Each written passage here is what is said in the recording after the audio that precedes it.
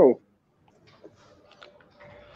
Hello, welcome everybody. This is our third webinar in 2020 of Serpact. I would like to say thank you to our support from Serpact team and for Serpact webinars. I'm Nicola Mincu, CEO at Serpact. My focus in SEO is most in the technical things from Google AMP, structured data, local SEO, and full SEO campaigns and strategy for them. Hello everybody, I am Dido Grigorov, head of SEO at Serpact with almost 17 years in SEO. And my main focus are the content strategies, semantic optimization, machine learning, and technical SEO as well. Today we have another very interesting guest and very popular in the JavaScript area of SEO. And his cutting-edge research changed how we understand Google's relationship with e-commerce in the previous year, where even the biggest e-commerce websites with the best marketing could still be losing millions of dollars every month without even realizing it. Using examples from major brands like H&M, Walmart, Topshop, and more, today Bartosz Góralewicz has put together a crash course that addresses all the new challenges e-commerce will face in 2020. So, hello, Bartosz, welcome here. Hello, Nicola. Hello, Dido. Can you hear me right? Yeah. Yes, welcome in this crazy time of house arrest all around the world. So I guess we're all streaming from home. So if my kids run through the background, I'm sorry. But they have online school now, so we should be safe. And anyhow, thanks so much for the invite. I was watching some of your previous episodes, and I liked it a lot. Yeah, let's get started. Okay, so let's get started first with a few words about you. Let's know first, how did you start with SEO and why SEO? Oh, this is always the stories. Every time I tell it, it's a little bit different. But basically, I started with SEO, I would say 9-10 years ago, because my wife had a contract with an SEO company. We weren't doing that well financially, and I was like, oh, I can try and help you out here. So I started looking into that, and at that time, it was like 2010, 11, 12. I saw a huge potential.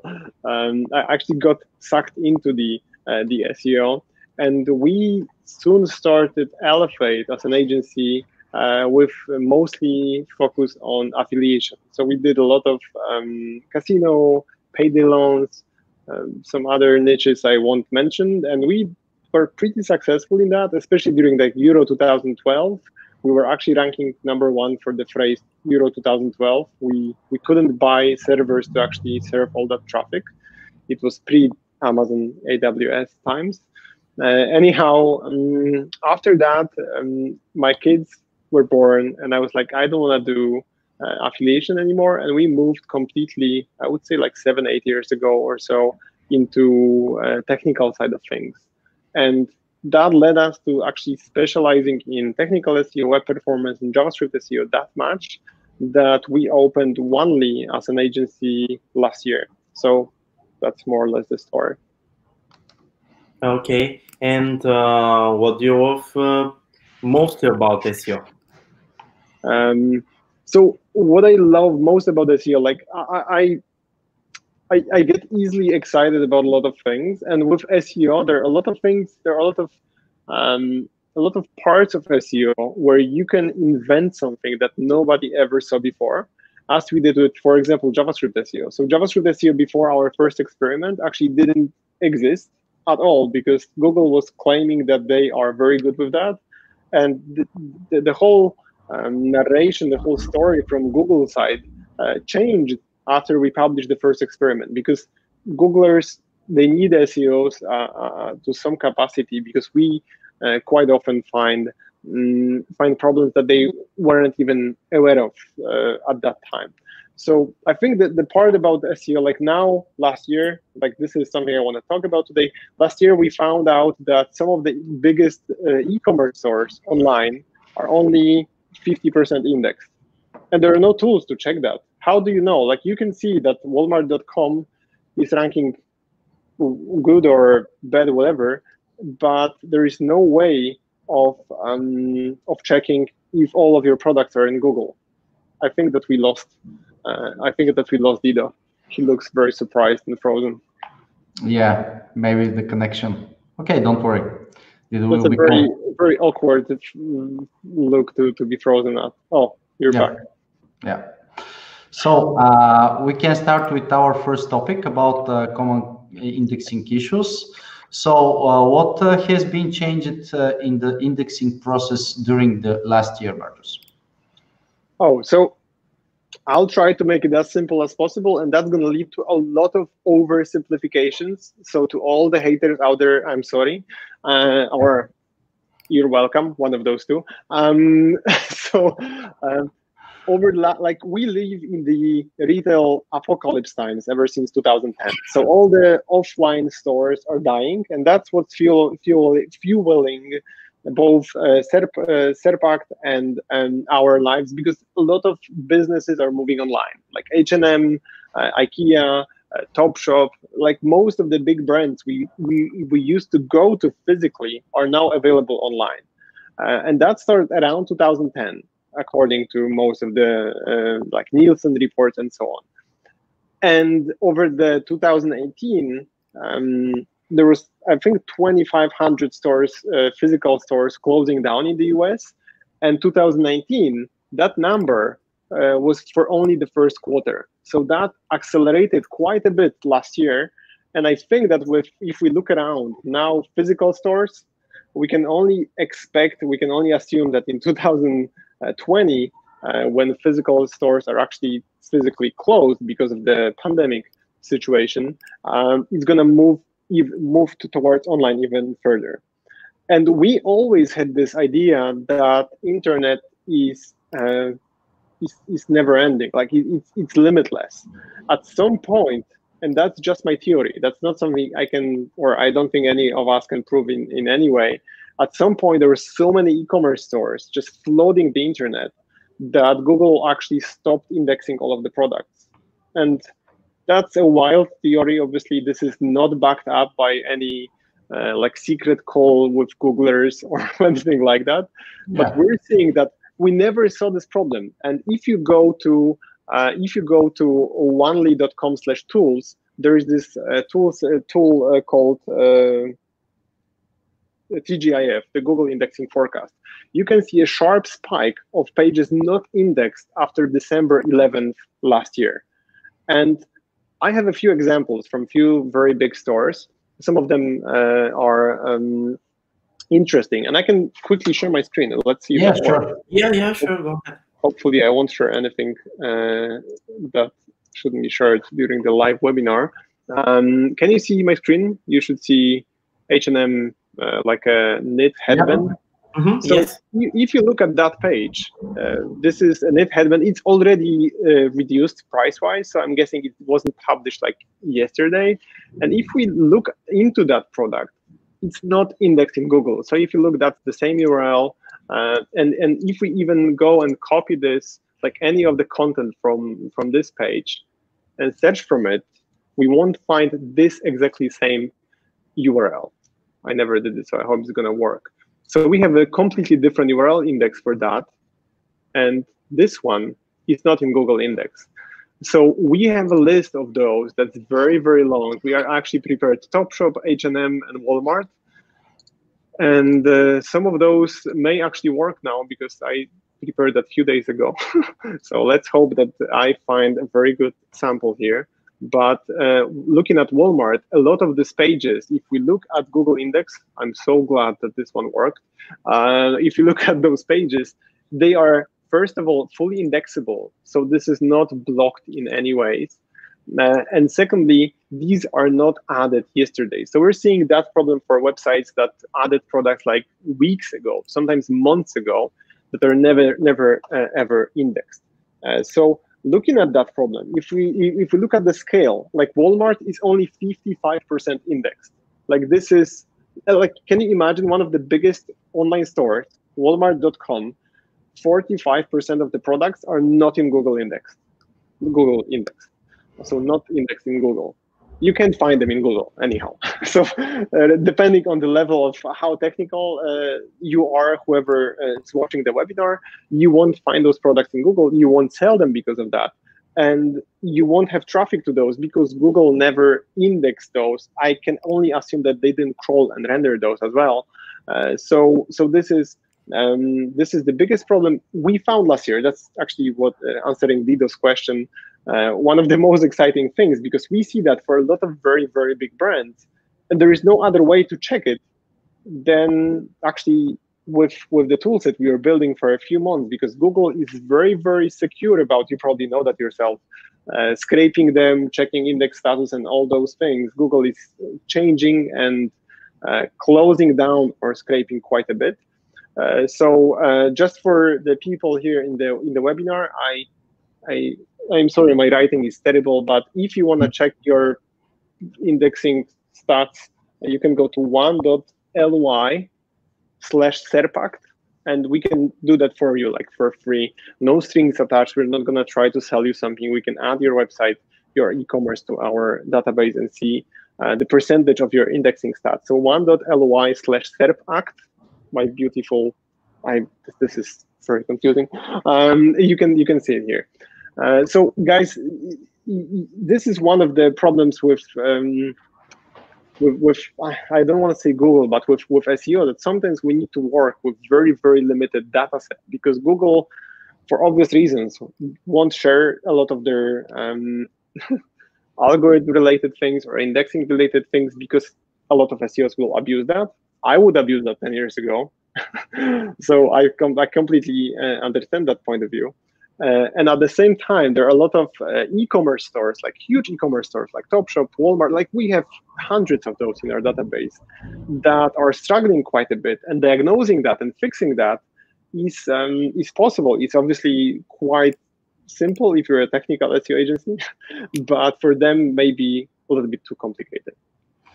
Okay, great answer, Bartosz. But here you say it's not a technical issue. Everything on the page is correctly indexed and all of this. What about, from technical part, of course, what about click def and internal link structure? So we saw a problem. Collection of this. It's not a problem for Walmart. So Walmart has hundreds of technical SEO issues that are actually adding up to this problem that we're seeing right now. And again, this is not like I'm trying to blame them. This is quite difficult. SEO got very, very complex over the last, like technical SEO, you know yourself, got very, very complex with rendering, with JavaScript. So if we look at your question, Nicola, there is one website struggling with that, and that's H&M. And I can show you an example. Let's hope it's going to work, because as usually live streams, they tend to break quite a bit. So if we go to, let's say I want to buy jeans because mine are old or whatever, and wear clothes, jeans, let's say shorts. It's cold as hell in here, but let's say I want to buy shorts. And I'm scrolling down, everything seems to be working, even though that the speed could be a little bit better.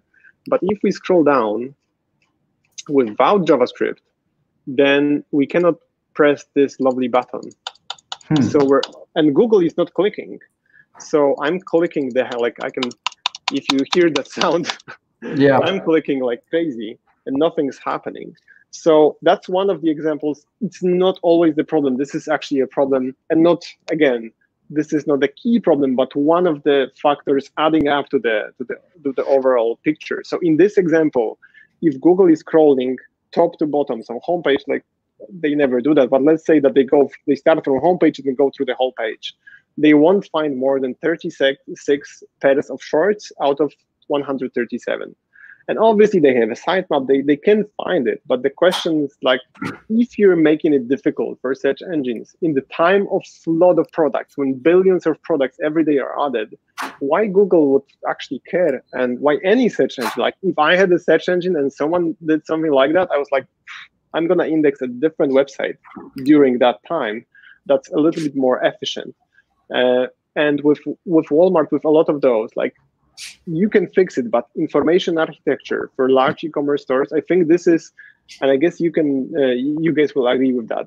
Creating proper information architecture, if you look at the websites online, it's terrible. Then the second offender would be indexing strategy. So all the index floats, all the indexable categories, all this, like having a strategy around that, and not just do it once and just then leave it for 2 years for developers, product owners, and everything to change it the way they like it.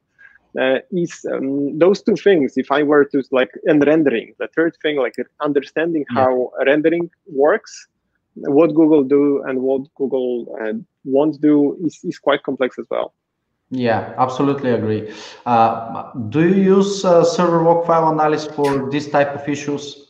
Yes, but in this case, we can see only what Google didn't see. So that's, and why they didn't see that. So server logs is going to show you, okay, Google crawled or didn't crawl. So if we see, okay, they crawled those shorts pages and they didn't index them, that's interesting as well. But right now, what we're seeing is Google is not crawling. So most of the crawler budgets, if we have clients we work with for years, the crawler budgets would slowly decrease. Even if they're 100% indexed, Google is getting way smarter and saving the resources, because now with so many JavaScript heavy websites, rendering is so expensive. It's like, if you can imagine that now you are driving and your car, instead of taking like 7 liters per 100 kilometers or whatever that is per gallon, is taking 70. So Google needs to address the huge cost, huge economy, like lack of economy for a lot of e-commerce stores. They don't see that going with the latest trend in technology without fully understanding that is going to lose, get them to lose their traffic. Okay. From one side, you recommend to check our technical issues on the website. I am absolutely agree with you. This is our first step. But what do you think about content, duplicate content? Some type of SEO experts will say you have duplicate content of both of page, and this is the reason why one of them are not liked from Google and not indexed. So if we would go, I actually created a checklist of fixing the indexing problems, and just the titles of sections were like 3 or 4 pages. So it's not about having like this trick as we used to do in 2012 again, or this wonderful, like your website needs to be spotless from technical point of view. So it's not about click depth only. It's a very important factor, but it's only about click depth. It's not about rendering. It's not about it's about fixing everything, or looking for your competitors that will. But again, if I were to go with 3 most important ones from the top of my head right now, it would be information architecture, indexing strategy, and rendering. Basically understanding how Google is crawling you, and that your job as a marketer, as an SEO, is to use that budget wisely. Because if you're going to be very laid back with how you're approaching that, some other website is going to rank better for the same product. Yeah. Okay. Do you think it's have any connection between machine learning care and indexation? Oh my God, I have no clue. I don't think that, like, to be 100% honest with you, Nicola, I don't think that anyone should reply to this question if that person is not an engineer at Google. And I'm not even saying like Martin Schmidt that I love or John Miller. I would say that this is the question to ask someone who's actually designing that. And I can only assume that that's a part of the things. But from my wild theory, and again, this is a wild theory, is that there are so many products. Technology got way more expensive. So let's say that rendering a JavaScript website is like 1 page. Let's assume it's 20 or 50 pages that are HTML.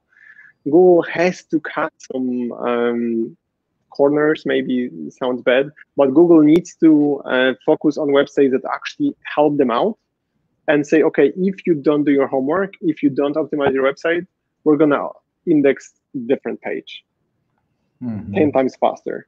Yeah. So That's just my theory again. I can only assume. I know what the problem is. I know how to fix it, but why this problem exists, this is all like, I don't think that there are too many people worldwide that can give you like exact answer to that.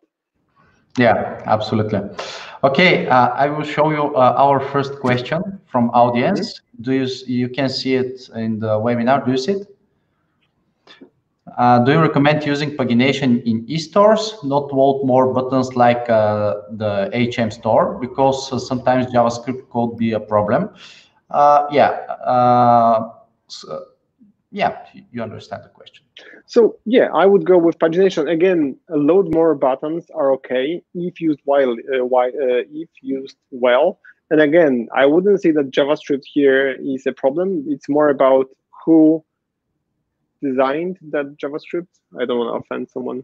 Like whoever designed that should put a little bit more work into understanding that, for example, Google doesn't click.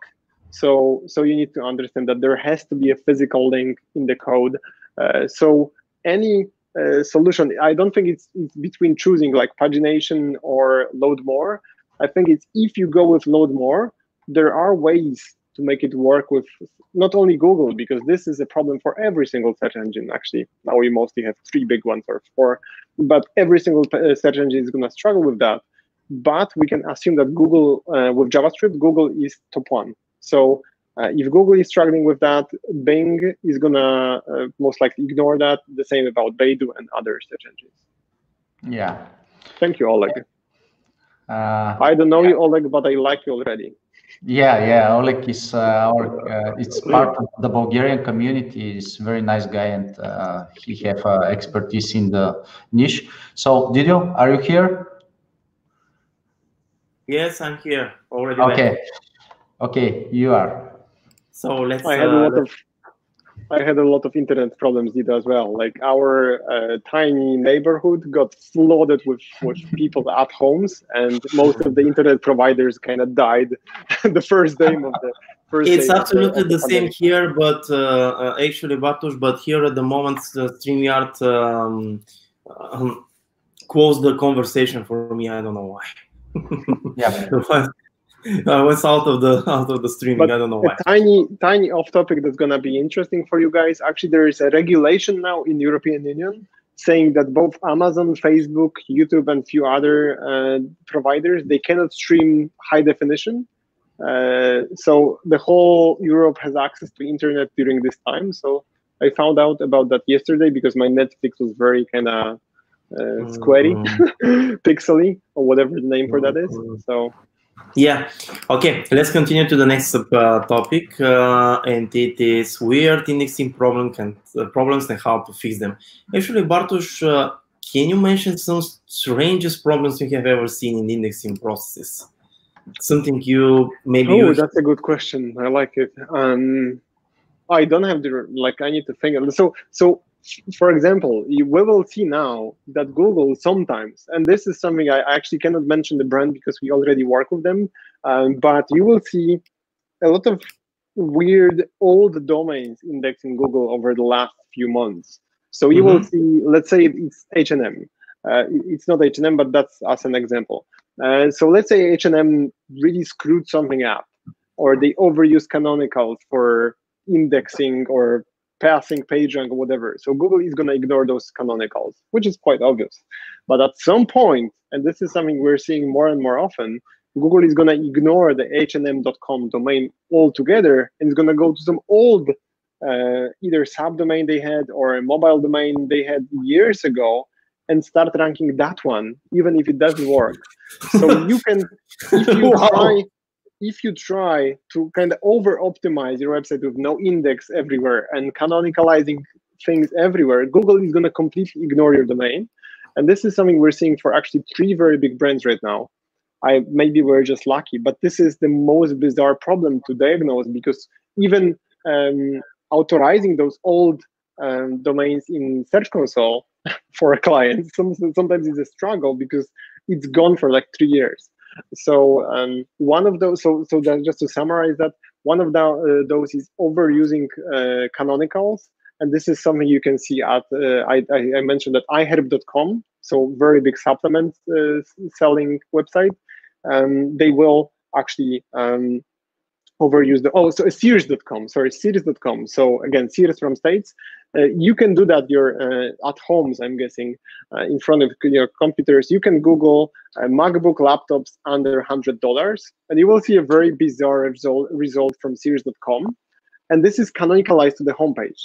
And they do that with all the search results. And Google just ignored that altogether. So all the search results within Sears.com are indexable. So we're seeing quite a lot of those where SEOs are not that, again, where SEO is not done that well. And then we'll see artifacts of sorts of search engine trying to fix it somehow, but also struggling with how badly that's designed. Oh, I cannot hear. You're muted, Dido. Dido, you're muted. Yes, that was really good example. I was like, my headset is. Don't worry. Actually, that was really good example. Feel free to share more if you remember something. Yeah. So if you few websites to look into. So if you Google curcumin and turmeric supplements site:iherb.com, you will see that actually the main category is ranking top 5 or top 6. And again, that's information architecture. And I'm guessing, we didn't check that yet, I'm guessing that domain is also not fully indexed. We can go on and on with a lot of examples. So H&M pagination, Sears canonicalization to homepage. Like, why would you canonicalize to homepage? A lot of migrations that actually are popular on Twitter, that we did the migration and Google then index us, they do all the shit from the old domain is redirected to either a homepage within a new domain, which is a soft 404. Google is talking about it for years. So we're seeing a lot of problems of someone trying to do technical SEO, but trying to do that quickly and with less time that it's needed. Like, we all know that technical SEO requires, unfortunately, quite a lot of time. We have all the crawlers, we have all the tools, but a lot of the things, like, again, information architecture, indexing strategy, they need brains rather than machines. And I think that this is the biggest problem now. A lot of companies, they have like 2 SEOs. So just to defend some of, like, if there is a person from Sears or H&M, I feel your pain quite a lot, quite often. There are like 2 SEOs for 10 websites of like 10 million products. So I think that, first of all, SEOs should know better than just canonicalizing things to homepage. But secondly, large like marketing managers and website owners, they should actually put a little bit more budget towards their in-house teams and help them out. We mostly work with in-house teams, and I would say that 70% of the time they're very understaffed. And they're at the same time, they spend tons of money on TV ads or on PPC, and their main driver of growth is still organic. So I would say that this is the main problem behind indexing, is how the structure of the company is built. And you can, you know yourself, you can see straight up, if you open a website, if you crawl a website, you know straight up if the CEO of that company understands SEO, understands why it's important. You can see that by analyzing the website for like 10 minutes. And you can see when they cut corners, when they either hire not SEOs that are not experienced enough, or they are understaffed in a way. Mm-hmm. Absolutely. Okay, some supporting questions around this, Bartosz. We are very, I don't know how to say it, but we kind of trying to persuade our clients here that the structure of the website is important for indexing and even for better rankings on Google. Yes, I'm very happy you agree with that. But what do you think? How the structure of a website helps it to be properly indexed? I mean, do you think that if a good structure is equal to faster indexing, for example? That's an amazing question, Dito, and I'm so glad that somebody asked me. Just to state that for the record, I didn't pitch that question to Dido, but this is amazing. I love that question because, first of all, looking at iHerb.com, if you search for, again, curcumin and turmeric was the query, I think, you will find all the weird pages, including categories with no product at all, ranking in Google higher than your category page. And at the same time, most of those websites, including iHerb.com, they have very strong negative trend of growth. So if you're Google now, let's now imagine that we are building a search engine here, like Nicola, Dido, and myself, we're building a half Hungarian, half Polish search engine that's going to be not that good, I guess, but we're building a search engine. And if you crawl the website, there are no breadcrumbs. The structure is not that clear. Internal linking is kind of chaotic in most of the cases because you can get to one product through millions of different paths. How would you know which page is more important, which page is less important? At some point, when crawling that website, and you don't see clear value, you cannot really structure that website using some kind of algorithms. You won't rank it. Is one, so that's how it's going to affect the visibility. Because if iHerb.com again has, I think, 170,000 pages for curcumin, and there is no clear winner, that's like they just not going to rank iHerb.com. They're going to rank Amazon.com for that because they did their homework. I'm assuming, I don't know, but they will rank a page that's actually clear for them to understand. So we need to understand that search engines are kind of dumb because they need algorithms. So if they use the same algorithm for one website and another, and like thousands or millions of websites, and your website is the one that's confusing, they'll just focus on the ones they understand. So that's how information architecture can affect your rankings. That I would say that's one of the main factors. And just to give you an even stronger evidence here, like with our head of, my focus is going somewhere else. So at our agency, at Onely, when our head of SEO, Maria, always says that if you see a website with very, very bad information architecture, fixing that is one of the easiest way to increase your rankings. Like almost every single time, if you have a proper information architecture and you didn't have it before, which is 95% of the cases, you're gonna have a massive flood of traffic because finally Google can rank proper pages, so match the page with an intent. So they will know that this is a query that goes to category, this is a query that goes to product, this is a query that goes to subcategory, this is a query that goes to branded category, like curcumin from, I don't know, like some brand of supplements. And just cleaning this up, first of all, it requires, as you guys know, a lot of hours.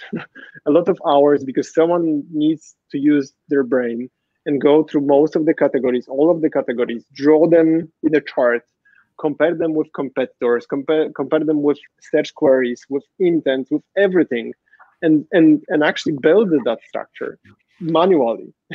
And as of today, there is no way of automating that. You can actually crawl that. You can use search metrics to export the keywords. You can use all the tools.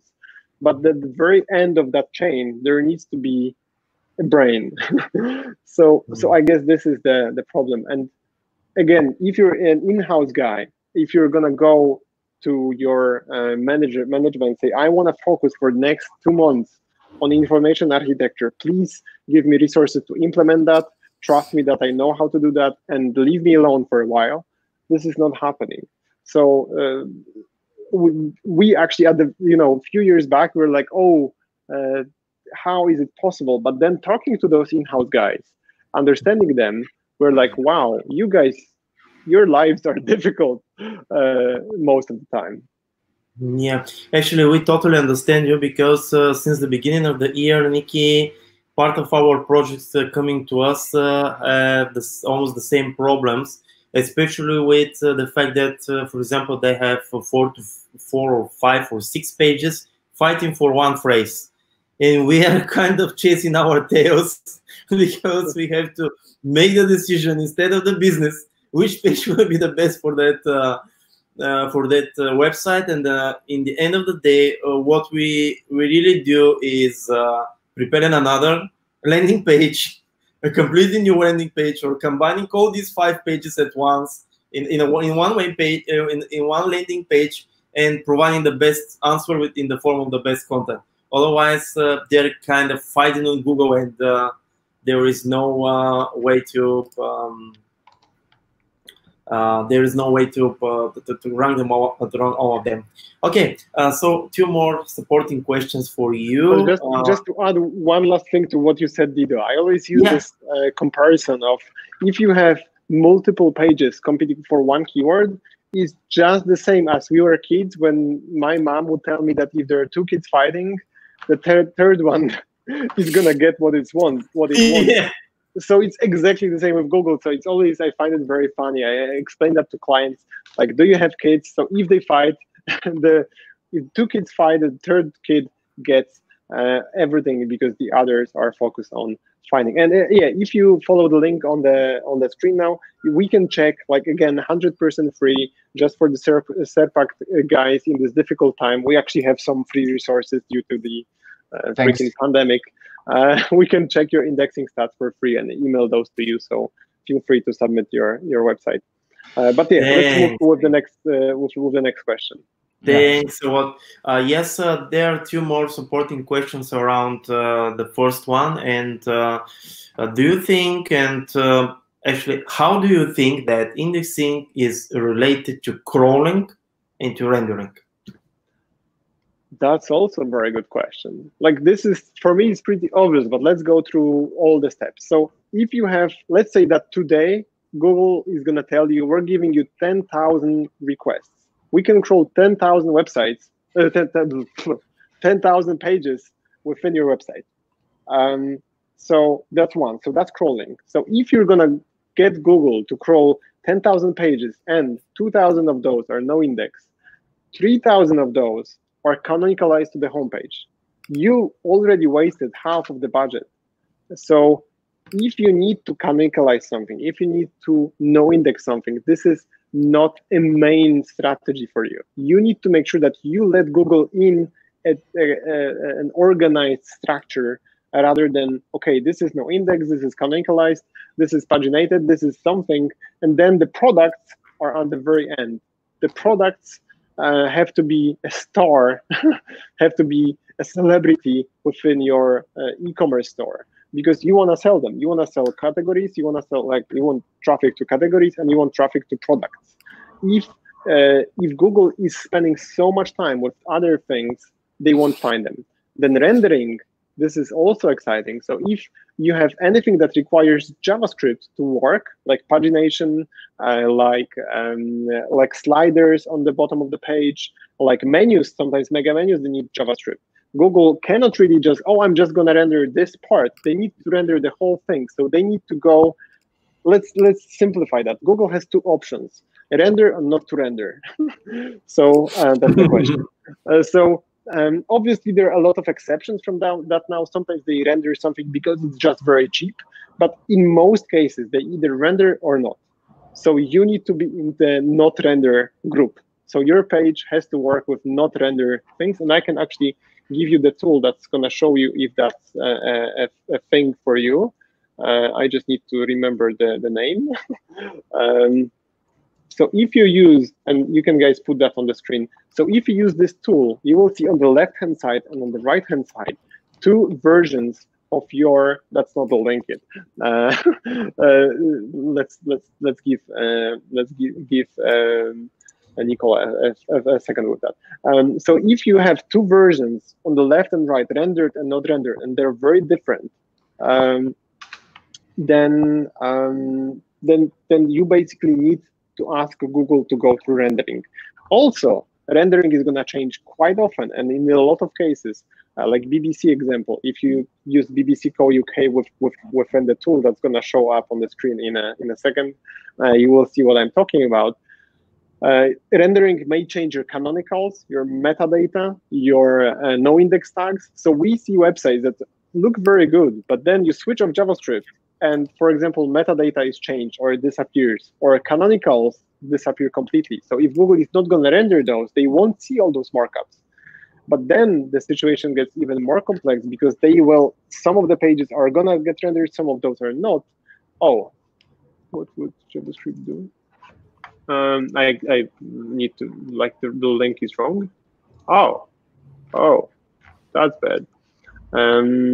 Maybe I screwed something up. Oh, okay, now it's okay. Sorry. Anyhow, this tool can show you like what would JavaScript do. So wwjd can show you all the edited markup, like no index, metadata, links added by JavaScript, links removed by JavaScript.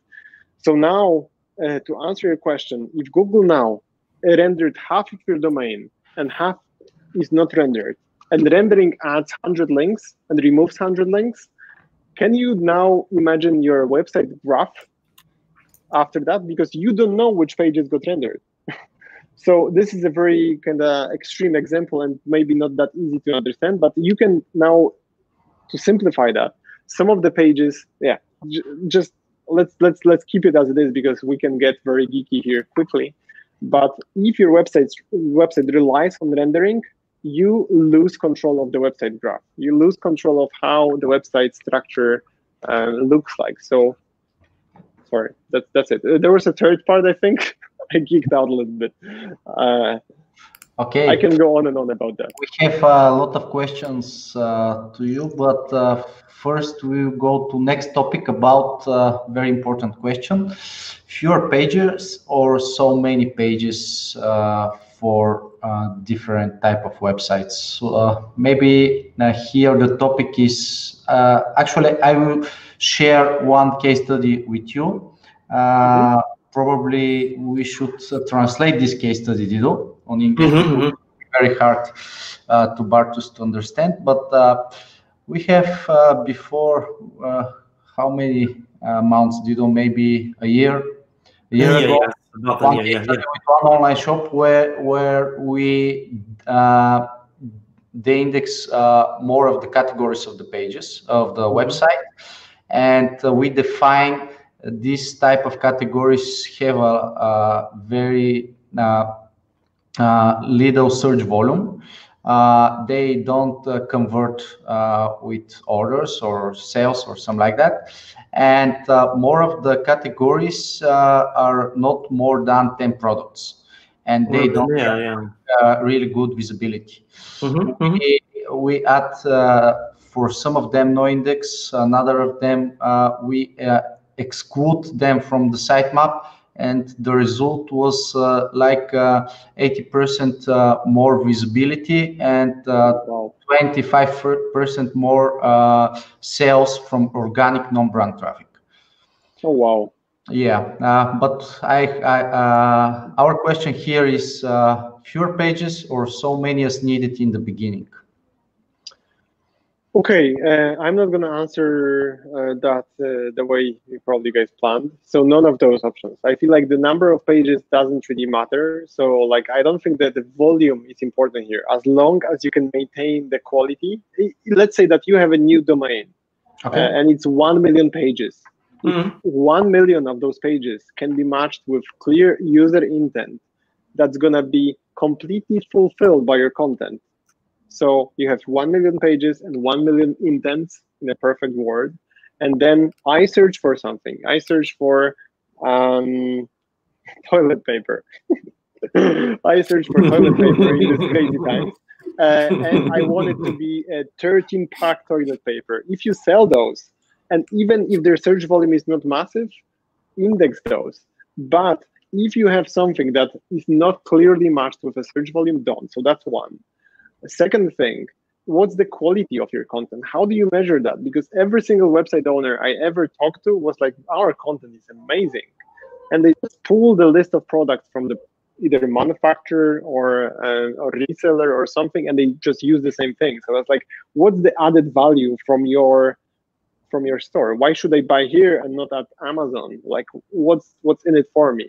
So you need to, like, this is a conversation for a whole other webinar, but this is also something. So if you have 1 million pages and your overall business has a very unique value, then index those.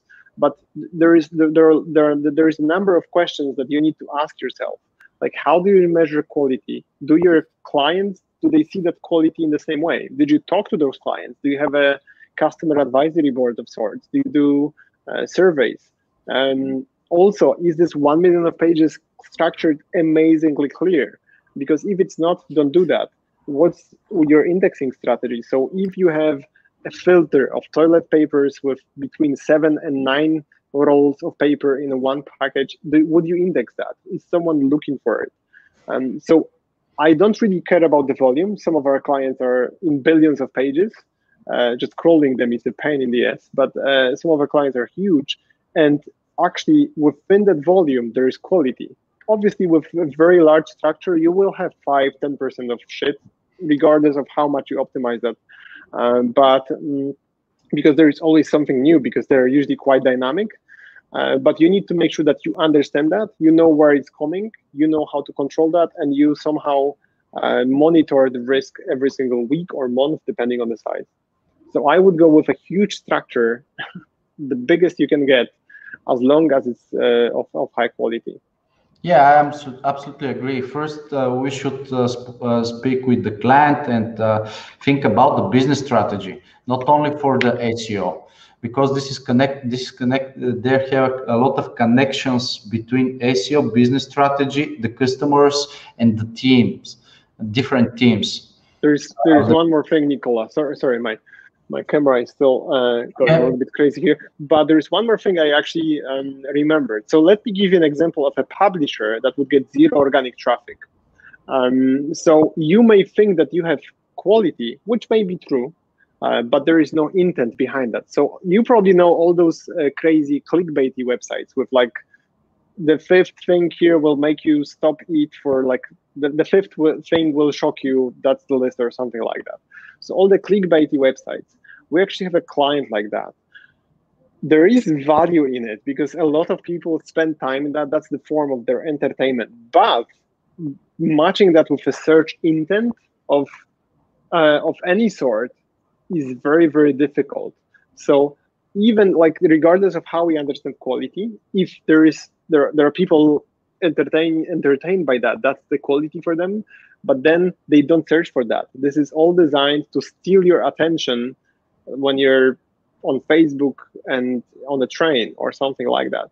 So we need to understand every single metric here: intent, quality, how we understand quality, is it quality for search engines as well, and so on. So sorry, just wanted to add that, because sometimes, or just again, one last example, something that was valuable, but it's completely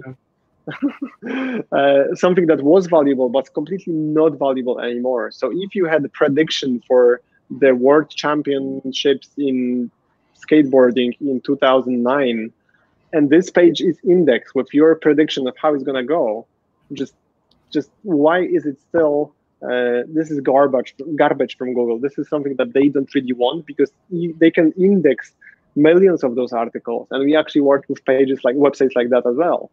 When millions of the articles, they have 0 search volume anymore. And even if someone finds them, they're of no value.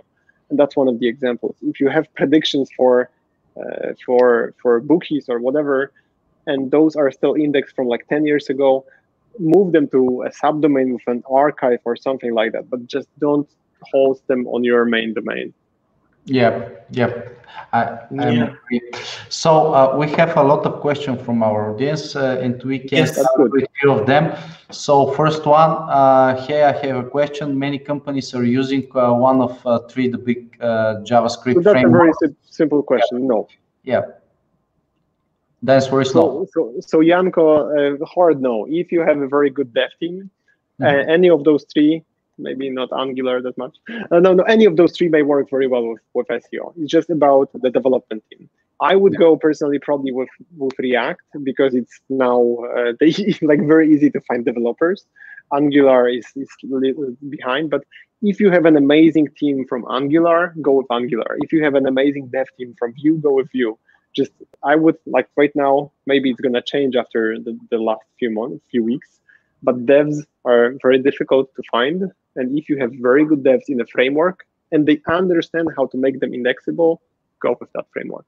Yeah, and here is the connection between the developers and SEOs, because it's very important to have a very, very good documentation for every project, detailed documentation for every project, and to be discussed with the developers and SEO team. So next question, more generic question. How do you think SEO will change in the next 2 years? Victor, so this is a very straightforward question. First of all, there are going to be more businesses going online because of what we saw right now. So even right now, we're seeing a lot of e-commerce stores trying to survive, because how else will H&M, Zara, IKEA, or any of the stores that we used to go right now would survive the next 6 months? Because even if this is finished, I think there's still going to be a little bit of anxiety for a lot of people to go into a crowded place. So I would assume that first of all, we can expect a lot of, like, even more e-commerce is going online. And that's my prediction. I cannot be more, like, I cannot be sure of that. Maybe it's going to go some other way. Second one is already getting way more technical. And this is actually very interesting for all of us here, for all of SEOs. For the first time in history, enterprises, they start to see SEO as a very, very valuable metric, very valuable skill. So Microsoft named SEO as one of, actually, top 1 most important skill for 2020. And they own Bing, so they should actually know. And this is because right now, as I mentioned, just having an e-commerce store, just having a marketing campaign, PPC campaign, is not nearly enough to get you, sorry, my phone is ringing, to get you ranking well. So it's really, really going this way. Okay, Bartosz, and also, how do you think, this is actually a question I'm always asking our guests since the last 5-6 months. How do you think machine learning will change SEO in the future? Because how do you think, sorry, what? Can you repeat? There was a... How do you think machine learning will change SEO in the future? Yeah. So even though we're very, very geeky with technical SEO, and we have data scientists, we have a lot of developers in our team, we're not that sold on doing things with machine learning. We're still very old school about that. We still do a lot of, like, we use tools for a lot of things, like we have huge tool set. But I don't really think that right now machine learning can give you, this is very complex. I think this is going to be very useful for algorithms, for spotting things that we don't really want, for spotting anomalies in Search Console. Like, this is something that Right.com is doing right now. They spot anomalies in Search Console by connecting with those. But that's like voice search. Everyone is talking about voice search for the last 5 years. And if you try to search for something, it fails. So, and fun fact, my accent turns out to be way better than Scottish, because I'm always very well understood by both Siri and Google, and some of my friends with Scottish accent are not. So anyhow, I think that machine learning is gonna be very, very big, but probably not this year, not for SEOs. Okay, another question here: is Prerendering still the way to go, or a valid solution for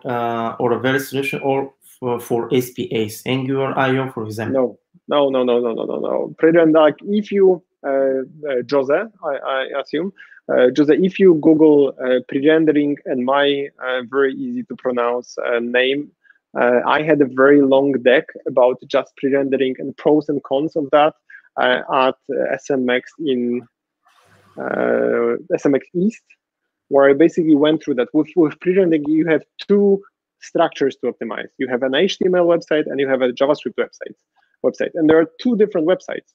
So you need to constantly make sure that they're both the same. And I think Disqus had this example. Disqus.com, the one for comments, lost. I think it was discussed. I'm not 100% sure, but we tweeted about that a few years back. They used Prerendering, and they only had body and HTML in their code. That's it, 4 lines of code: body open, HTML close, body close. And they lost traffic, and they couldn't figure this out for a few months. or maybe they figured out maybe that was a technical problem. But if you were using their website with a Googlebot user agent, you would see only 4 lines of code. But as regular user agent, the website would load just fine. And those are the risks of pre-rendering. So if you use pre-rendering, it's going to cost you quite a lot in monitoring if it works well. And I wouldn't recommend that to most teams if you don't have very, very good in-house technical SEOs. And most of the companies, they don't. Because, yeah. So I would still go with isomorphic, with some other forms that don't create 2 structures. Yeah, okay. The next question is here again, Nikki. Okay. So should I wait for you to read it, or should I? I'm sorry, I keep getting in your way. I feel so unpolite. Anyhow, Janko, I think so. Next.js is amazing. We have few clients where we migrated their blogs actually to Next.js, and it was really, really good. Anything that's server-side rendered is a must-have, or just use JavaScript, but don't make your content rely on JavaScript. Because there is also something that we don't really mention, that you can have a website that's completely accessible through HTML. And there are so many like CSS hacks now, HTML hacks. You can have a lot of those features that JavaScript would give you, like pagination, that with some other solutions than just like pure jQuery from 1995. But yeah, if you need to use JavaScript, I would use server-side rendering. Okay, Dido, we can go to the final part, please. Yes. Yeah, sure. So in our final part, usually we have I was worried. What does it mean? Yeah, it's a fun part actually, and we have the practice to send an interesting photo. And we would like you to give us an appropriate alt tag. So we're waiting for the photo right now. To give me appropriate what? Sorry. Appropriate alt tag. Alt tag. Okay. Okay, great. But Dido, where is the photo? I'm a very awkward person without trying to explain photos, so we'll see. I was trying to explain today on the call that my Canon is focusing on this bird, so I used the wrong word for adult chicken, male chicken, and it was very awkward in the call without anything else. So let's see. Oh, how do I copy that? Dido, can you paste it? Private chat? It's here. Yeah, it's here. I'm gonna make a fool of myself as usual, but I guess that's why I'm here. Oh my god. So sweaty, sweaty, bearded guy celebrating half marathon with dwarves on a medal. Okay. Are you gonna show that picture to the audience, or is it just gonna leave that to their imagination? Yeah. Yes. Okay. That's a disturbing picture of myself, actually, but yeah. It's funny. It's great. It's great and funny, actually. Yeah. So we're in the last minutes of our webinar. Last 2 minutes, actually. So share your final words with our audience. Maybe your final words. Oh my god. Tell my wife I love her.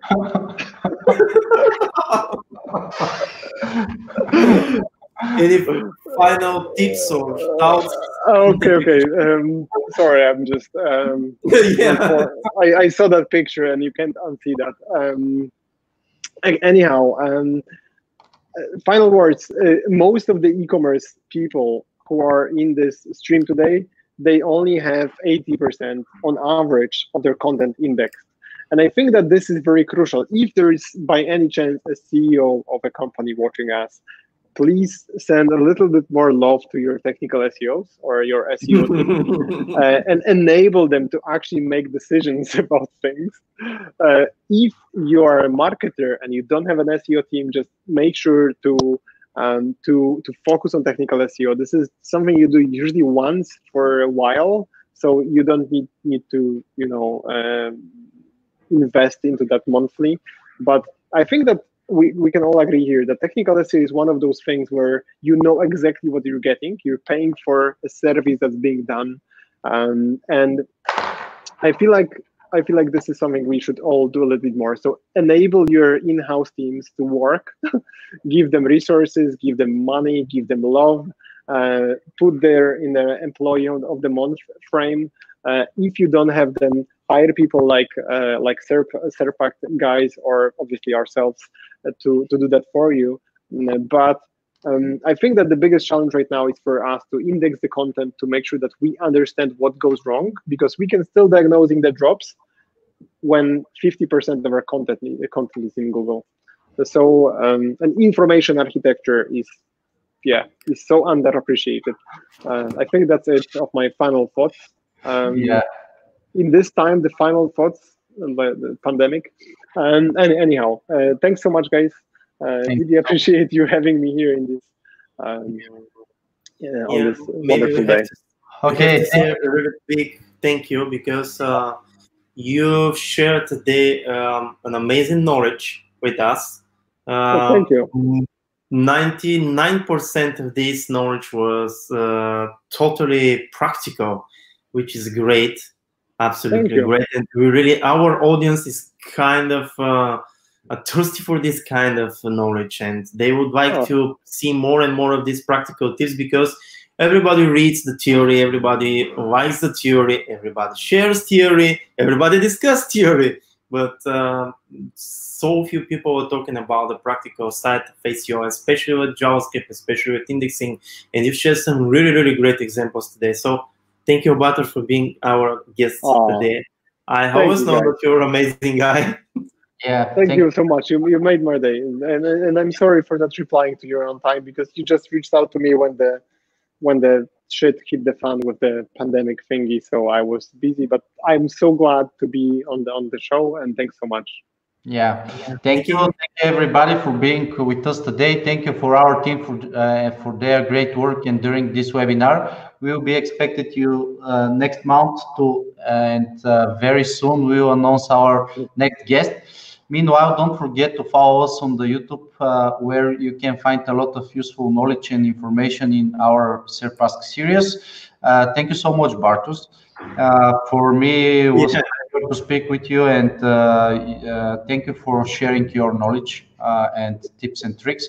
So next month, we will see our next guest, and we will introduce in our channels. Bye, and healthy for all of you. Stay home, stay healthy, and see you soon. Thanks so much, guys. Thank you very much. See you soon. Bye-bye.